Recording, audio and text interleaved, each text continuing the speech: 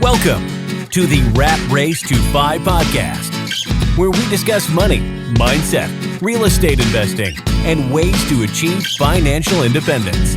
Whether you are a rookie or a veteran needing new ideas for investing or creating side hustles, you're in the right place. Here to challenge you to think out of the box, your hosts, Felipe Mejia and Diego Corzo.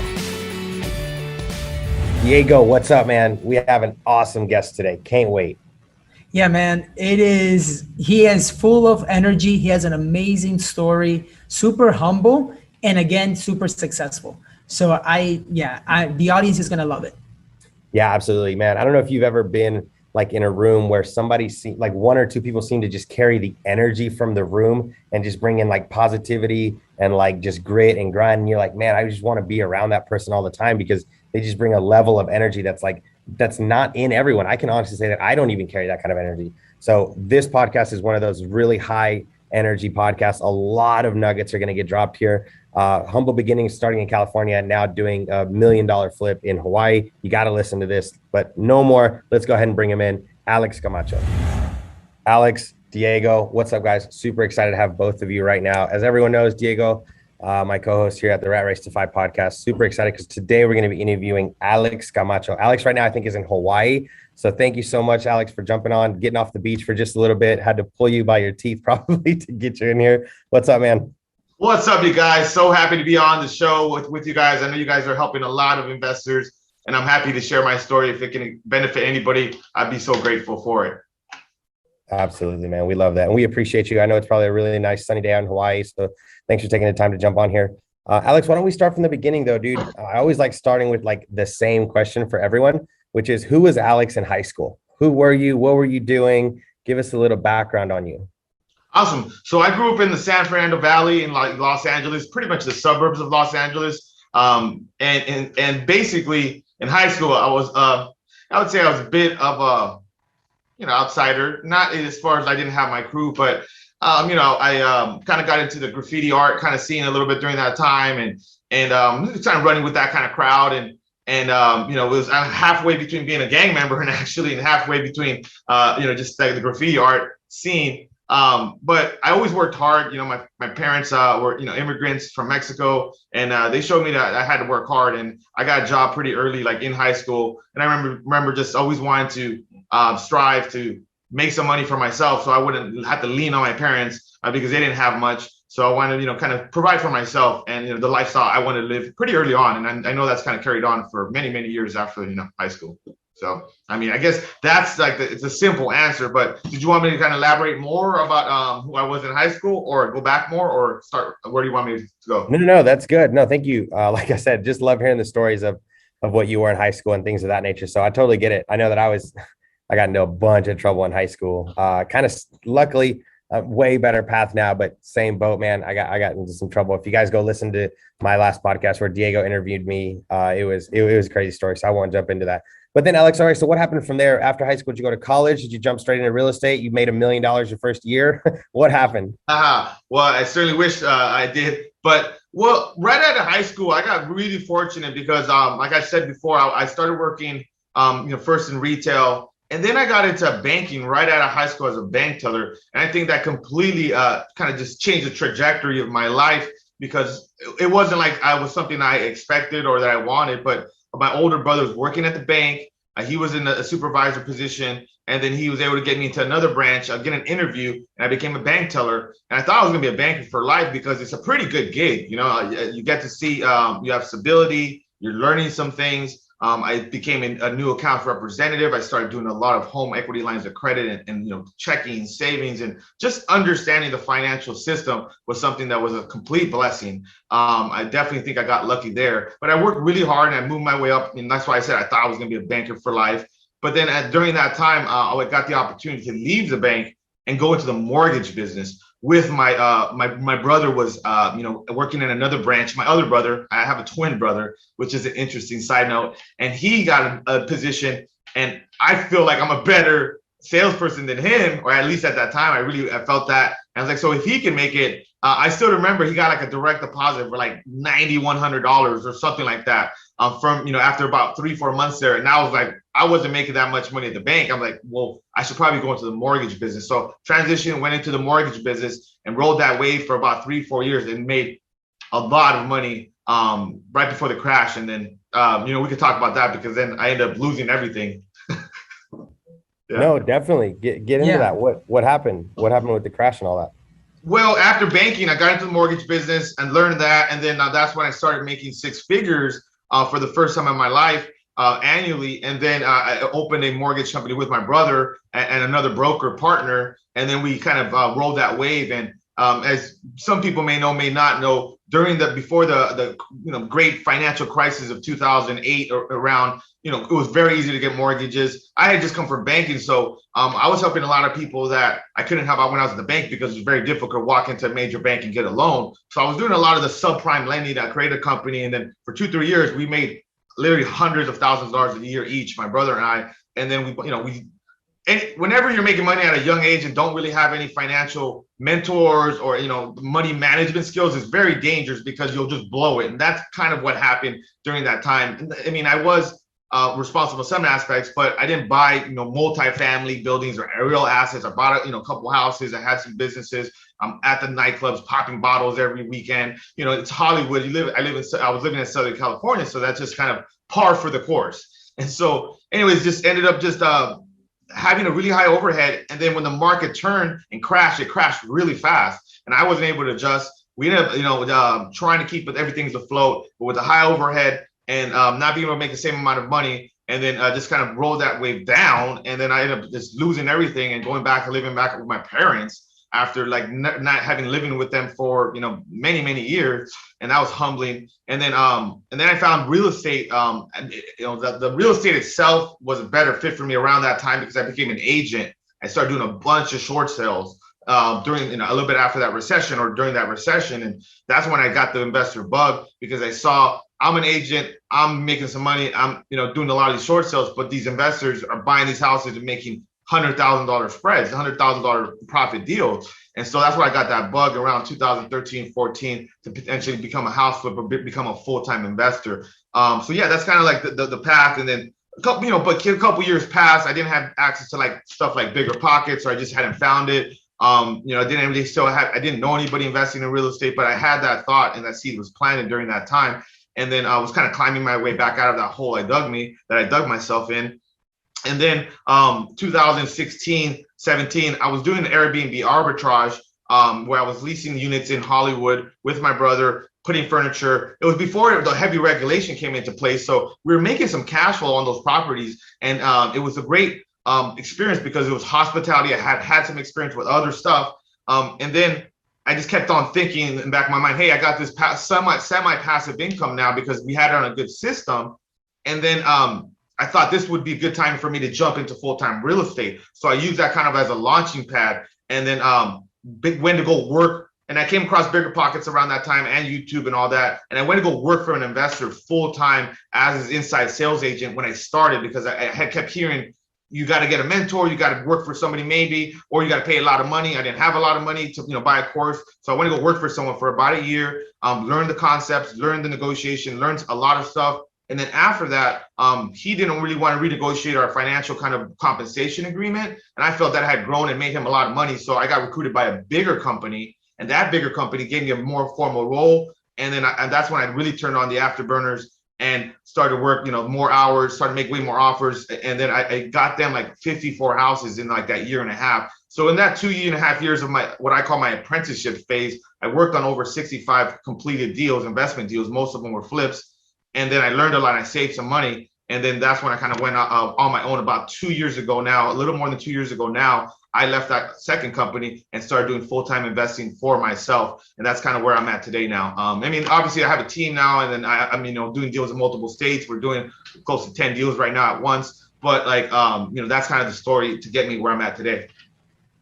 Yeah. Alex, that is great. And there's a lot to unpack there, which is awesome. But one of the things that I heard there is that you've always seen opportunity, no matter what, because you saw in the mortgage when everything was going crazy, right? In LA, in California, or all over the US, you saw opportunity, and then you went into something else when that opportunity ended, let's say, and you changed paths. You went from being in the mortgage industry to being a realtor. Then you were doing short sales. So that opportunity came up, right? And then you're like, holy crap, let me get into flipping. There's more opportunity there than Airbnb arbitrage and all that other stuff. So I think it's really cool to see that from that point where things may be going well, you see opportunity, then you face adversity, and then boom, you're able to switch and pivot. And I feel like that's a really good skill that you have. And I feel like right now you're definitely seeing those opportunities where you can now be on the flipping side. That has been a common theme. I'm glad you're highlighting it, for the listeners, that I've always taken these calculated risks. And I've talked about this before recently because I heard it on another podcast, or this term called asymmetrical risk, where you're making a decision in your life that has very, controllable downside to it, but a lot of upside potential, right? So I could have always gone back into banking if that didn't work out and I went to the mortgage business, right? I could have, stuck with the Airbnb arbitrage model, figured something else out, but I took that risk to go, become, full-time in investing, flipping. So I think as an entrepreneur, as a real estate investor, you need to be able to take these calculated risks that have a lot of upside potential, because that's going to help, transform your life, because at the end of the day, these chances that we take, these calculated bets can pay huge dividends. And I've seen it in my business and career. So thank you for highlighting that. Yeah. And was there anything, so because it sounds like even though you are in real estate, right, from the beginning till now, was there a point where like you changed your identity? Because as an example, I'm a realtor, but I went from being a software developer to being a realtor to now being more real estate entrepreneur. Was there a point that you've been changing your like in your mind, changing the identity that you have? Yes, absolutely. My desire when I learned of like investing and read a couple of books on it, and then started to dive deep on it, was like, that's what I think is going to be my vocation, like my career. Like this is something I could really dive into deep and do it long term. And it's not, sure, a lot of people know me as a house flipper, but I looked at it as more like I want to become a master real estate investor, so that way, that's going to help. Yeah. So yeah, I think what you're saying is that you have to kind of own it, right? And I often say too, this saying that make sure that you understand being an investor is a mindset, not a title, because it's a way you think. Constantly, it's about the investments you're making in your life, you're making with relationships, in deals. All that is really more of a mindset of you becoming an investor, and yeah, it's part of your identity. 100%. I think that's very true, Alex. I think a lot of people don't realize that, and they're trying so hard to work in real estate, either flipping or they don't know how to start. And it kind of goes back to the saying, like, you have to first become the millionaire inside before you become the worldly millionaire, right? And it's the same thing with real estate. Like, you first have to become mentally that real estate investor, and you have to be able to look at deals from different perspective, different exit strategies, kind of like you said, that calculated risk, and you have to become that before you can become an outward successful real estate investor. A lot of people are like, oh, I have to do this or I have to do that, and it's like you really do first have to read the books, know the knowledge, provide free value to somebody else that's an investor or that has the goals that you have. You have to become that person before you're going to start doing those things. Because I've had people that are scared to do a $60,000 flip, and you got people that are easily doing $1 million flips. And it's just a mindset thing where it's like, if you know the risk involved and you've calculated the numbers and you know the potential of every deal, there's way more chance of upside than of downside. And it sounds like that's what you've done slowly throughout your career. Now you're just doing it at scale. One of the things that I was telling Diego in our notes here, I was like, man, it sounds like Alex takes advantage of all situations. And when I say all situations, I don't just mean bad or just good. It sounds like even when the market was going down, you were figuring out a way to make money. Even when the market's up, you're figuring out a way to make money. And I'd like for you to tell the listeners a little bit more about that part of how you look at upside, even during a market's going downswing, right? How do you look at that? Yeah. So I think, thinking like as an opportunist, like basically there's opportunities out there. They're crossing your path every way you look, and you have to observe and see what's working for other people too. It's not like I just wanted to do these things, but I think when you have this kind of awareness and you're paying attention to what's being in front of you, rather than, a lot of times we have biases, right? We have these biases of what we want things to be, but rather than looking at things as what they really are. And to me, I've strived to look at things as accurately as possible within myself, my life. You know, I think one of my strengths is I'm aware of my weaknesses. I'm aware of my limitations. And I'm not trying to just do everything. I'm trying to do things, a couple of things great. And so, yeah, I say that's probably a dominant like mindset thing where, you know, I'm the cup is half full type of guy. I think it's important to have that positive outlook in life, but you have to take, you know, be proactive and take action as well to create the life that you want. It's not just simply, oh, you know, the law of attraction. If I think it, it's going to happen. No, yes, that's part of it. But the part that's missing is the action part. It's like, okay, well, you every day you're becoming someone else, or you're becoming someone you don't want. You're either becoming the person you want to become, or you're becoming someone you don't want to become. So make sure that you're conscious about that every single day, really. Yeah, that makes a lot of sense. Yeah. Now, Alex, so you are living in Hawaii right now, and you mentioned that you have around 10 flips. Are those flips in Hawaii? Are those flips in LA? Where are they? So the majority of my business is in Southern California, and the majority of that in Southern California is in LA County. So I grew up in LA. I know the area well. You know, the first 65 deals or so that I worked on, now I've worked on close to 100 deals, were in LA. So that's my foundation. That's my baby. The majority of my team is there. But I pursued to work a little bit closer under a mentor in this business. And also I like the lifestyle, and it was in the middle of COVID. So there's a couple of reasons why I ended up moving to Hawaii, but yeah, I'm only doing about a deal a quarter here. I have a great team, a small, but, very powerful team that we have here, very united, and, pursuing, because it is a unique market, and there is a learning curve. So I don't advocate people jumping into different markets and different strategies unless they first had a lot of success or really kind of know what they're doing on the first part, the first market, the first strategy that they're kind of working on. So yeah, the majority of the deals I'm working on right now, I think it's 9, but one of them, 2 of them are rentals. One of them is a short-term rental. The other one is a long-term rental that I'm buying, and then the other 7 are a mixture of full rehab flips, and then some of them are more what we call in the business hotels. We bought good deals. Maybe we relocated tenants. Maybe it was pretty clean to begin with because we bought a problem off of a property owner, and then we just been doing minimal work and putting it back on the market. So that's kind of the combination of deals that I'm currently working on. So Alex, I want to dig into, if you're comfortable with it, the deal that you have right now in Hawaii, which is the one that's pretty mind-blowing. I'm super excited to jump into that. But right before we jump into that, can you talk about how important your team is? Because a minute ago you said you are aware of your weaknesses. And I think this is where a lot of people kind of maybe lack, where they just focus so much on their strengths and they don't seem to realize what their weaknesses are. How important is it to know about your weaknesses and then the team that you surround yourself with?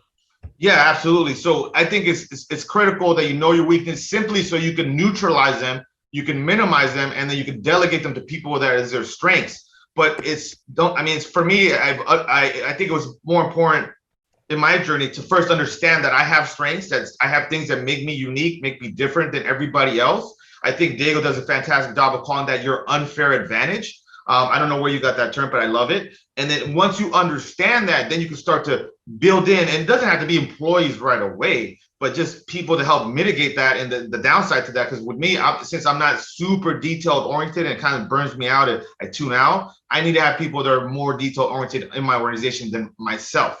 And then also, I have a lot of ideas, but then not all those ideas are wonderful, or should we take action with them right now? And so I definitely need team members to help offset that or help me execute those ideas, because I failed in the past. And I know this for a fact now looking back, because I didn't have those people on my team that were complimenting me. Yeah, I had this great vision. Yeah, I maybe had some great relationships, but I was lacking the daily focus and daily accountability and the other things that you really need to be successful at a high level over a long period of time. So I'd say that for my team, I made mistakes with it, you guys, and I think I've talked about it around you guys. We met and we talked at your retreat. Was that I just didn't have a high standard at the beginning, because I was just that deal getter. I was just a deal hunter, and then I was now becoming a business owner. And although that's a different hat you got to put on, it's not so easy to put on that hat. It doesn't fit so well if you haven't put it on very much. And so I was hiring just anybody, and then and I don't mean just anybody, but just people that were just average and maybe just had desire to be in the business, but they were lacking something like a real skill set, a strong skill set that complemented mine,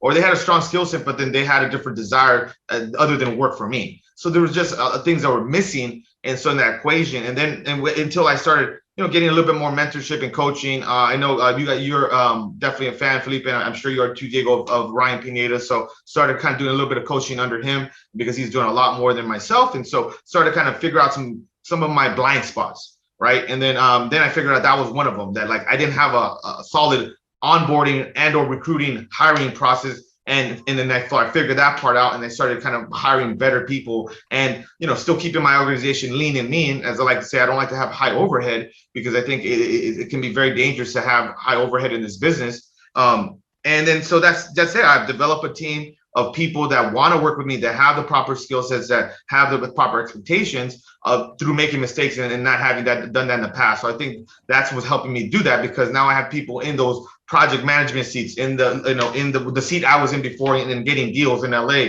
So now I could begin to work on becoming a better leader and the bigger picture more often. I still got to get in the trenches often, but just not as much as once before. And so that's kind of where I'm at now. Yeah. Man, I love that. I love the drive. I don't know who that company was that lost you, but man, I'm sure they're busting their head now for letting you go and not giving you that opportunity to growth. So very interesting, Alex. Okay, so now you have a huge flip going on in Hawaii with this beautiful backyard view. Can you give us the story about that? I know a little bit about it. Some of the tenants were a little hard, and like you really had to like invest a lot of money into it. And I'm sure there's a lot of guts that had to go into going into this deal. Do you mind kind of digging into the dirt about this deal? Yeah, there's a ton of learning lessons on this. So I passionately share as much as possible on deals, because I think thank you for that. That's where we learn the most, right? So first things first, I took the advice of my other mentor, Brandon Turner, when I moved to Hawaii, that, make sure your LA bridge is built. I remember him using these hands, like hey, don't build two bridges at once. So make sure the first one is built before you start working on the second one. And he was trying to tell me, like, make sure you're not going, so deep into trying to create this market in Hawaii and deals there before, you already got everything dialed in LA, because you've never remote flipped before, technically. So I did that. For the first 3 months of living here in Hawaii, I didn't pursue deals, as difficult as it was, because I'm physically here. I'm a deal junkie. I'm seeing opportunities. I'm learning from investors. No disrespect, but I wasn't intimidated by any investors. I just came from LA, where it's like, a dogfight. And I'm like, hey, dude, I think I could really clean up here. But I held on to that for 3-4 months, worked on the LA team. And then through social media, one of my followers that was in Maui kept bugging me about marketing and doing deals in Hawaii. But at that point, I was starting to get ready to do that. So he kind of came into my life at the right time. I still remember he clothed me by sending me a picture of him catching a fish in Hawaii. He does spear fishing. And so I'm just like, oh man, that's cool. And I happen to have investor girl Brittany Arneson and Matt Anofer on the island, and I wanted to show them around time. They're two huge investors and friends. And so we all went out and had that kind of fun time, and then got the bond. And I was like, all right, man, well, look, I'm going to LA for a couple of weeks. If you put in 500 addresses into my deal machine. Deal machine is that application where you can do driving for dollars and then put addresses in there. And so he did. And I left for 2 weeks, and I kept looking at my phone, and I'm just like seeing the alerts and the notifications. 86 houses uploaded, 26 houses uploaded. I'm like, all right, so this guy's getting after it. So he ended up putting 700 addresses in. And as soon as I got back in that first quarter of this year, 2021, we started sending postcards and cold calling. We got this tired landlord from Chicago on this property in a beautiful part of South Maui that you're describing. And this is higher end South Maui property, very desirable, on a big lot, 3,300 square foot house. It was actually broken into 3 units. And that's very common in Hawaii, where people have this house and they break it up into multiple units. Unpermitted, but it's par for the course because of how expensive it is in this market. So having had a lot of experience in LA negotiating with tenants and having similar kind of tenant laws, I was confident on this deal. I ran the numbers. We negotiated the deal. We ended up getting under contract for $1.35 million with the potential ARV of 1.75 to 1.9, somewhere in that range. And it was a house built in the early 90s, so it wasn't really that bad. It was just more, just not in great shape because the tenants, been there for, one of them had been there for 10 years, the other one for 5 years, the other one for 2 years. So one of the things that I do is whenever I walk a property that has tenants, I really try to talk to them, because if I'm going to inherit them, I want to kind of get a read of them and see where their mind is at, what kind of people they might be. So I have a better understanding of what I'm really buying, because that's what you're buying. You're buying that risk of relocating the tenants. They might not cooperate. You know, there was a moratorium. So there was a lot of moving parts. But again, my experience with all those deals will help me a lot with, you know, negotiating with the tenants. So check this out. I wanted to wholesale the deal primarily and I get $100,000 spread. Right, 1.35, sell at 1.45. It could be worth $2 million in the future for that owner user, you know, but nobody wanted to kind of buy it with the tenants.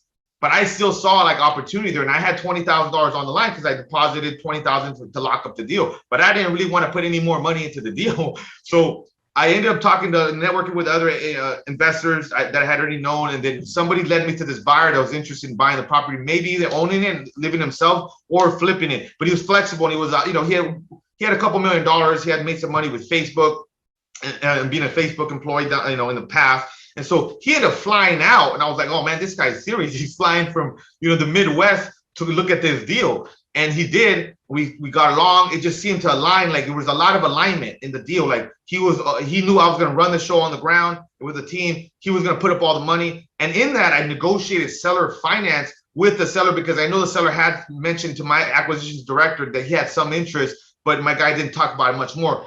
And then I negotiated 6%, which is better than, you know, what we were going to pay for hard money. He just wanted a larger down payment because he was paying off a $400,000 like hard money loan he took on the property. So we gave him $600,000 is what he wanted. But then he carried a note of $750 at 6% for 2 years. And I mean, I'm negotiating this with a savvy seller and his attorney that's on island. And so it was a dogfight. I mean, I'm telling you, it was a really heavyweight battle. But like, again, all that experience helped me out in doing that. And we ended up locking up the deal. And for 2 months, I negotiated with the tenant after we closed and got them out. I budgeted $35,000 and I got them out for 34, I proudly say. To most people, they're like, damn, it's an insane amount of money. But think about the purchase price, ARV, and all the numbers considered, right? And then so we got them out. We're in the middle of the rehab now. We're about 75% of the rehab, and the comps are looking strong. We should be able to sell this thing 185 to 195 comfortably. And I think someone might even go up to like $2 million. So we'll see. Could be a multiple six. It will be a multiple six-figure payday from what we can tell. Let's go. Man, that is crazy. So it seems like nothing so far about this deal has been easy. And I think that's what separates the successful investors from those who like never start or quit, because they're like, oh, real estate on social media is made to look easy. And like people are just like flipping deals and making hundreds of thousands of dollars, but they don't see the day in to day out, you know, grunt work and the sleepless nights is crap. Is this tenant going to get out, or is this deal actually going to close? You know, the big checks on Instagram, people are like, oh, don't show that. And it's like, man, this big check that I just got came with so many blood, sweat, and tears. I'm like you said a minute ago, you're proud to have saved $1,000 from budgeting from that thing. And those are those wins that like, okay, one less sleepless night, right? I can sleep at night. I know tomorrow's going to be another one, but tonight I get to sleep okay. And that's what a lot of people don't see. So I appreciate the realist. I appreciate the transparency in this deal. So, okay. So you're going to flip the property. Can you tell us what the budget looks like for the flip? What the goal is going to be? When are you going to sell it? You have a 6 month, 9 month, what are you looking at? And then kind of what you plan to put it on the market for. I know you said around 2 million. Yeah. So we bought it at the beginning of May. So right now we're recording this at the end of August. So we've had the project now for like a little bit over 3 months, almost 4 months. We're putting about 100,000 into it. I think it's gonna blow past that to like 120, 125,000. But again, at these numbers, that's not really a big deal. And we want to really dial the top main unit in. But our budget originally was 75, so we are going to be over budget. But also our ARV was originally like 175, and now that's gone up 100 maybe $200,000. So yeah, we'll end up putting that. It's been very difficult. Also, we had to fire a contractor. I like to keep it real so then the listeners know that, yeah, it's been a lot of work, but it's it comes with a lot of upside, like we talked about earlier in the conversation. So you want to work on stuff like this. This thing had some risk to it, but it also had a lot of upside potential. So yeah, that will end up hopefully being under 120,000 on the rehab. Nice. Okay, that sounds amazing. And then, are you just going to list it like for sale by owner? Are you going to list it on a realtor? What's the plan? What's the end goal with the property at this caliber? Like, what does that look like? Yeah, so we've been negotiating with this type of thing. Typically, you don't want to put an agent unless somebody off market. We have been approached by a couple off market people as well because it's a trophy property. And let me just tell you guys this: we've also considered keeping the property since we have a relatively low note. Like, I mean, we're all in $6,500 or so on the with taxes and insurance monthly, and we could bring in about $10,000. But keep in mind, we had to use about $725,000 when it's all said and done. And so it's just like the numbers don't make that much sense. But if we can refinance, we could potentially keep it, but with the tenant laws and just a couple things like that, that's a lot of capital we're gonna have to part. And we can refinance it with the partner potentially that I have on it, the equity partner. But we're gonna end up listing it likely in the next 2-3 weeks with an agent. We have 3 or 4 that we've been negotiating with. At these prices, think about 1% on a $1.8 million. That's $18,000 what we're paying in commissions just on 1% of that. So we're trying to get that down to 3.5%, 2% to the buying agent, and 1.5% to the listing agent because, frankly, like this is a high-end property. We're not trying to pay full 5-6% commission. And unless someone brings us a crazy good offer, off market or something like that, it's just not going to happen. I think you're going to be pleasantly surprised. I think you're going to end up selling it for more than you think. I saw the views in the back. You get a good camera angle on there or a drone to fly around. Jeez, man, that thing looks, that's a beauty. Guys, if you're listening, go to Alex's Instagram and see some of the pictures that he's put up about this deal. I mean, this background it looks like something out of a computer screen. It's just ridiculous. It's magical. It really is. And every time I'm there, I'm like, oh, this is such a beautiful property. But again, that was imagination. I saw the potential when I bought the property. I'm like, dude, it was the landscaping was completely overgrown, covering up all the views. We spent $11,000 on landscaping alone. That tells you something. Yeah. And you said that this deal came out just by you giving the opportunity to somebody that may have reached out through email or through Instagram, right? And you basically made him work. You made him work for it, and that's how the opportunity came up. Yeah, exactly. Because that's what I found. When people really, really want it, I make people jump through hoops to work with me. Because again, what I say earlier, when I didn't do that, I just brought in whoever. And then it was hard to get rid of them when they weren't performing because, I kind of built a bond I built bonds with people. Like I'm working with people. We're in the trenches together. I think another thing I don't want to forget that you said, Felipe, is that you have to have emotional intelligence in this business. You have to have a certain amount of grit because, it's an emotional roller coaster. So it's going to go up and down. And people that just don't have that thick skin don't last in this business because yeah, like you said, man, there was a lot of times I'm like, dude, I don't know if I'm gonna be able to get these tenants out. It's stressful. But again, it's more of like having that strong mindset and that you're gonna be able to figure it out. I think it's super important to continue to highlight in the conversation we're having. Yeah, absolutely. Cool. I'm loving this conversation, guys. I think the listeners are getting some value out of these deals. Yeah, absolutely. I do have a question for you too. Here is you are doing this deal with a partner that I'm guessing you also met online, right? I met him through another investor. Yeah. Yeah, through another investor, and he's gonna become the money partner, and you are bringing the knowledge. Can you talk a little bit about how important it is to partner up with people like what we were talking about, the unfair advantage? Yeah, it's super critical that people also in this business, when they're newer, don't overlook how powerful it is to partner up with people. I know you guys have partnered up on this business and it's worked out magically because you guys are, a complementary skill set and you guys have mutually goals aligned. So I want to go back a little bit. When I was leaving that second company, one of the challenges I had, you guys, was I had not done any of those deals under my name.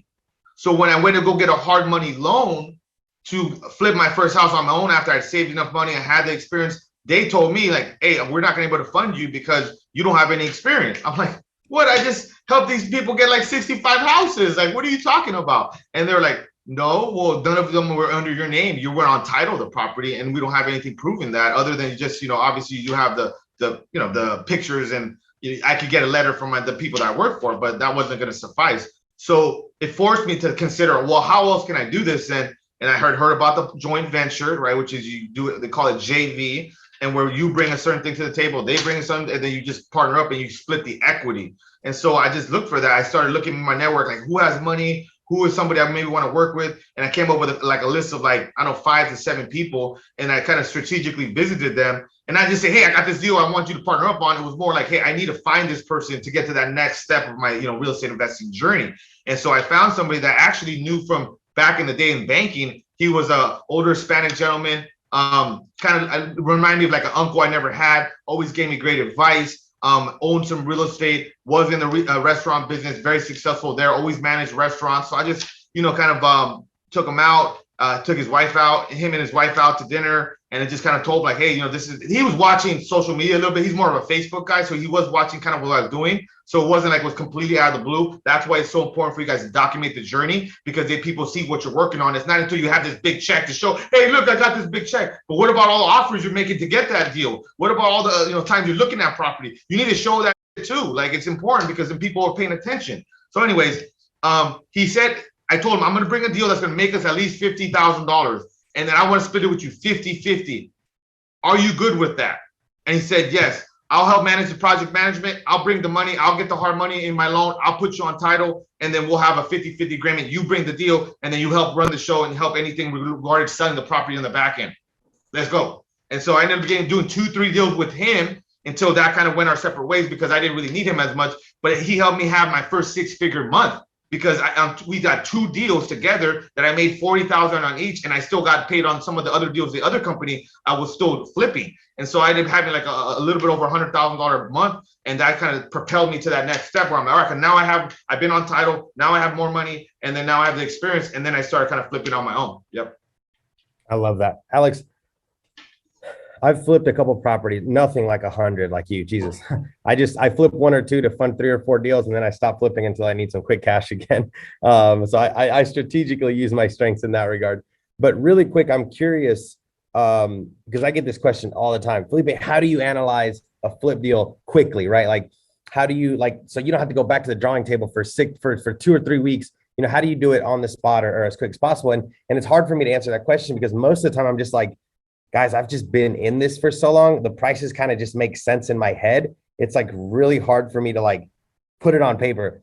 Like, if I actually showed you how I analyze my deals, you wouldn't want me to mentor you, because like I'm getting a yellow notepad at the flip, and I'm like, okay, got it. Okay, that's okay. I've done okay. And I'm just like walking through the property. By the end of it, I'm usually like close, between $5,000 and $10,000 off on a $250,000 deal on a flip or something. But I'm like, man, like, I don't know. For me personally, I don't like take all the time in the world analyzing a deal. I'm kind of more like, okay, this is about 80% right. I'm going to go ahead and take action on this.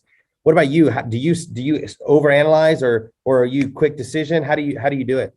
No, I think that's another point, a highlight that we should talk about, which is this skill set of analyzing deals that you develop over. I mean, how many deals do you think you've analyzed in your life? I mean, I know it's thousands, Felipe. I mean, how many houses have you analyzed? It has to be. Oh my gosh, hundreds of houses all the time. Yes. And then I estimate, because since I was full-time, and I was making when at my prime, when I was full-time acquisitions and helping this company buy literally like a house a week, I think I was analyzing, I would say like 100 or so properties every single month. And then so that every year, that's like 1,000. So I've estimated that like I've analyzed probably about 4,000 or 5,000, houses, deals in the last 5 years. That's like 1,000 a year. Now the listeners don't have to do 1,000 houses, but 100, 200 houses a year, that's totally doable, right? And that should get you to that 1-2 deals a year at least. So, but now I do have, I'm happy to share with you guys' tribe. And everybody in your community. I did that. I actually had a post on social media go viral on my flip calculator where, people requested it, because I created a custom flip calculator where I have like the worst case scenario right next to, it's on a spreadsheet, right next to a base case scenario, and then next to a best case scenario. And it just helps you look at the numbers together. But now, like you said, it's more of like an internal like mind thing. I just know, okay, the numbers I gotta be right here, and I'm always within $5,000-$10,000 where I need to be at when I actually run the numbers on the calculator. But you develop that skill set over looking at hundreds and hundreds of deals, and then but it helps you spot out opportunities quicker, because you're like, oh man, these numbers look good compared to these are ugly. Like, I'm gonna barely make any money, and then if I do everything goes wrong, I can lose a bunch of money. And then you just keep on looking at it, and you get this sixth sense, kind of like that. I like to call it that spidey sense, right? You're just like, oh, this is deal, because sometimes there's deals that I say there's deals that you need only review for 5 seconds. There's deals that you need to review for 5 minutes. There's deals you need to review for 5 hours or work on it for 5 hours, right? Because it's such a hot deal. You got to spend the next 3-4 hours going to look at that property, making an offer, talking to the agent, because that's speed wins deals. But you can act faster when you know the numbers, and then you can know the numbers by reviewing hundreds of properties. But it's all doable. Like, that's why I don't have any sympathy for people that don't want to take the work, put in the work and the action, because then it's something that's doable, but you're not doing it. 100% agree with that. I tell people all the time, I'm like, look, personally, I think it's more important to get the fish on the hook and then start the negotiation than to like sit there and analyze for 6 months and then try to put in one offer. And before you know it, a month went by or 2 months went by and you didn't do anything. I like to put out as many offers as I can out there on reasonable deals that I'm looking at, and then making them into exceptional deals. I'm looking for base hits that I can make into a full run, right? Rather than that one home run hit. I'm like, I can make this a home run hit. I know I can. I don't know the full answers yet, but I know I can take action on this now. I'll figure the rest out later. And then the negotiating starts once we got, the property on the hook under contract. And I always look for 2 different exit strategies on any deal that I buy anyways. So I know worst case scenario, kind of like you were like, I'm going to wholesale this deal, but hell, this deal also makes sense as a flip. So you had 2 great exit strategies. Honestly, if I were you, I'd just keep it and live in it. That house is just freaking gorgeous. But oh man, I ran those numbers, and I don't know. I've tried it. I've cut it up in so many ways. I'm like, I want to live at this property. Believe me, I do. But it hurts to give it away. Not that time yet. But let me say one more thing about the whole making offers. Yes, at the beginning too, you overanalyze, and then you're too conservative, and you're not keeping it into account usually that you can cancel that deal and just back out of that escrow, and you have usually an inspection period of like a certain amount of days that you can back out that deal. And so I like to tell people, hey, when you're making offers, be optimistic, not recklessly, but be optimistic when you're making offers, especially if they're offers that have an out for you that you can back out. And then when you get the most information you need, right, when you walk the property with your contractor and all that, then you're going to be more realistic and then modify your number based on that. But if you're too conservative from the beginning, you're not even get considered. You're not even going to be in the running. And these deals are usually have some type of competition at play. So be optimistic at offer at the beginning, and then be realistic once you have all the information. 100%. If you're not even in the race, there's no way that you're going to win. You can analyze all the other racers that are going to run that track, but if you don't at least get in the race, you're never going to have the opportunity to win. What did Michael Jordan say? You're going to miss 100% of the shots you don't take, right? So you got to start taking your shot. Alex, dude, what an incredible story you have. I've met you in person. Thank you for coming out to the Gulf Shores for the Rat Race Retreat. You're an awesome person, a man full of energy. You're like a walking Red Bull, and you can't be around Alex and not just get motivated and like eager and just, dude, you bring such an energy to the rooms, and I love seeing that, especially a Latino crushing it in the real estate game. It's like I can look up to you and say, wow, I like that's what I want to look like when I grow up. I want to continue that energy. I want to be able to continue to motivate people. You're an awesome person. I've seen you interact with people that have 0 doors and people that have hundreds of thousands of doors. You're the same person. You're a good guy. So super. Thank you for jumping on here. Diego, I know you're still there as well, buddy. What any last words for Alex before we let him get back to Hawaii, right? Yeah, where can people reach out to you? Well, first I just want to say thank you guys for your time. Thank you for inviting me to Gulf Shores. I think we've all respected each other from afar and follow each other on social media, and just saw that, hey, we're trying to do what we can to empower as many new investors, especially people that have less fortunate beginnings, kind of like ourselves, like the Latino community. So I know a lot of people don't know, but I do speak Spanish, and I love him, mi gente siempre, like son mi corazón. So any way I can help, mi gente, I'm there for you guys.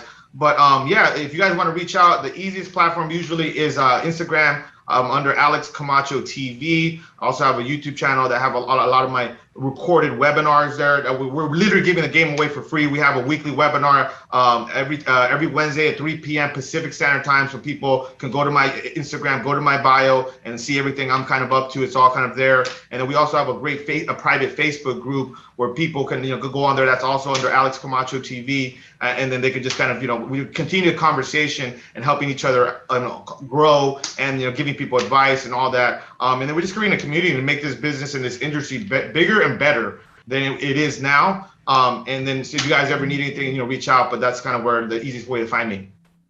Awesome, Alex. Thank you very much. Thank you for your time, and we'll be in touch. Yeah, right. Absolutely. Alex, really quick, last question on my end.